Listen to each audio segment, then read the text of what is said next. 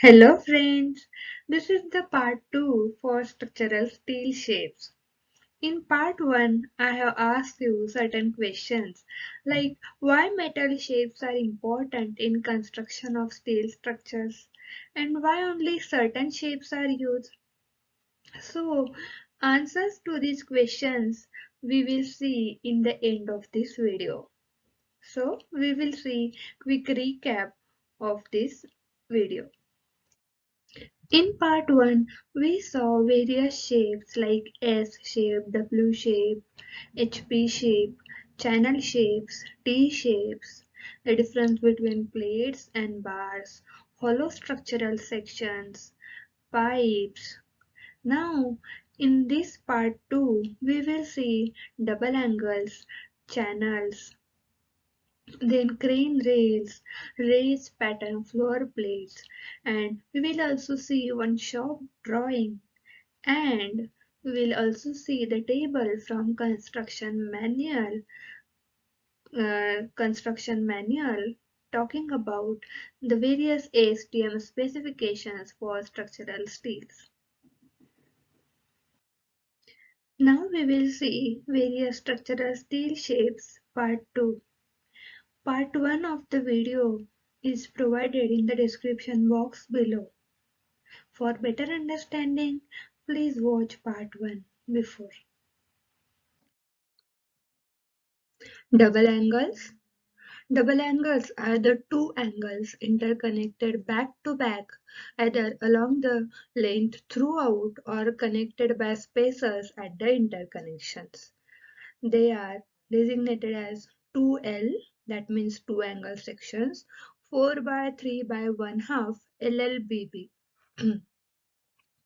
That means two angle sections with one leg 4 inch and other leg 3 inch and with the thickness 1/2 inch, and its long leg, that is 4 inch leg, is connected back to back. And other type is SLBB. They are designated as 2L 4 by 3 by 1 half SLBP. This means two angle sections with one leg 4 inch, other leg 3 inch and thickness 1/2 inch. SLBB means its 3 inch leg is connected back to back. Alternatively, it is also written as SLV short leg vertical or LLV long leg vertical. 2C or 2MC shapes. These are two channels or two MC connected back to back.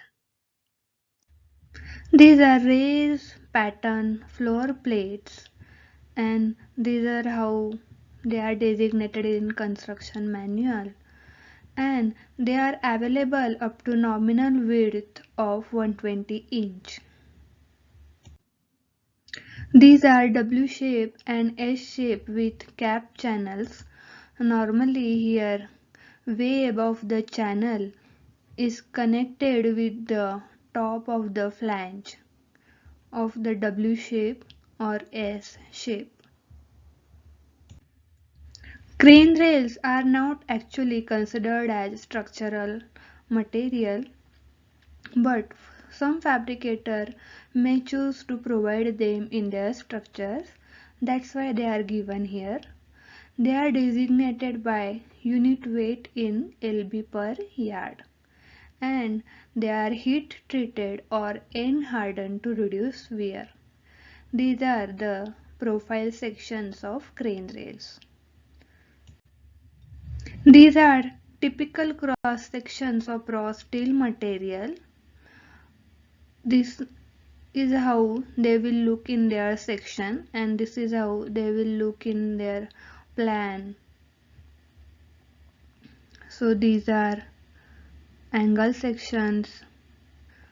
This is W shape, C or MC shape, T shape. This is plate. This is rail. So this is round bar. This is T section. This is steel pipe HSS sections. This is the drawing given in appendix. In the introduction video, I have shown you how to read this drawing. Please refer to that video. This is the bill of material and remarks column. There is one remark is given on the second 1B3. So we will read it. This is second half of this bill of material. In the introduction video, we have seen how to relate this bill of material and this section diagram. So we will see this comment here, 2 is equal to R and 2 is equal to L. So it is for 4A3B RL L section, and I can see that here 1LA3B RL is here, L, one of L from this 2L, and one R here, and S near side, and FS far side, GOSL 2.5. GOSL is gauge on outstanding lake, and these two are 5.5 center to center. The same details are on this side. These drawings are for your practice. Please pause the video, take the screenshot, and try to relate the bill of material with the drawing. This particular table applicable ASTM specifications for various structural shapes taken from Steel Construction Manual of AISC. Here various steel types and ASTM designation like various grades are given, and here are various shapes, and this black color means preferred shape for this grade. This is the second half of the table. The notes for A letter, B letter. This table is for plates and bars, similar to previous table. So we will see answers to the questions. Why are metal shapes important in constructing the steel structures? Because its different shapes are required to distribute weight in a particular way and certify buildings' integrity, durability, safety, and construction. And I-shaped structures, the reason behind I-shaped structures, because I-beams are designed to resist bending, vibration, yielding, and reflecting due to their shape. They are usually lightweight and can be used for spans nearly 100 feet. The reason behind HSS, hollow structural sections. These sections describe high strength welded steel tubing produced in square, rectangular, or round shape make them compatible with multidirectional load bearing.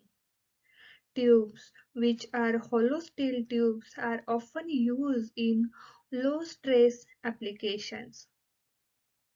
Structural tubing is meant for high stress structural applications in roll cages, underwater platforms, bridges, buildings. And about T-beams, as implied in the name, T-beam have a T-beam shape.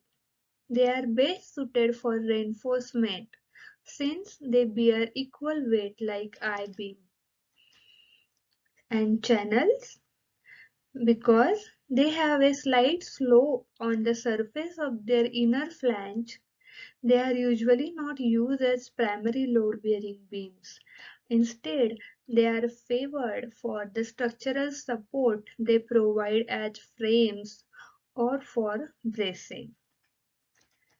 And structural steel plates are flat and made in various thicknesses to accommodate construction needs that prioritize durability and lightweight.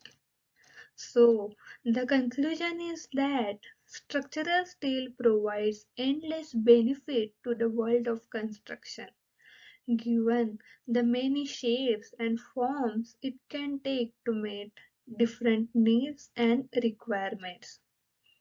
By knowing the different structural steel shapes and their applications, you can choose the right component for your project. Thank you so much for being with me throughout this video. Happy learning! If you have any comments or any feedback for my improvement, please type that in the comment box. I am really grateful to you for your support. Thank you so much. If you find this video useful, then please share. It will help others. And subscribe to get notified about the new videos.